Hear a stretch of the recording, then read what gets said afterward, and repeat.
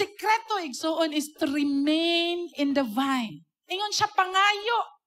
Samot, nagpangayoon ni mo. Lord, nangayo, gyud ko ba nga kani? And so many times, makafeel ta nga nganong wala gitubag ni Lord akong gipangayo, nganong murag, Lord, wala ka naminaw nako. It's not about God. Basin wala ka na remain in the vine. Basin it's been a while na you're cut off. Kana bitang, you're a season of being cut off. You have to make that decision, I will go back. And I will be, again, remain in the vine.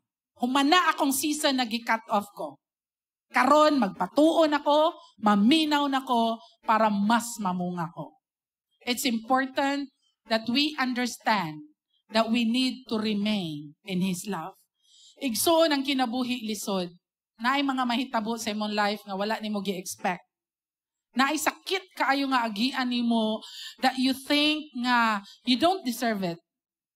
But if you remain in His love, you understand nga na ay someone nag-take care nimo. You're not on your own. Naa kay gardener. Na ay naglantaw kung, uy, nitubo na ba ni?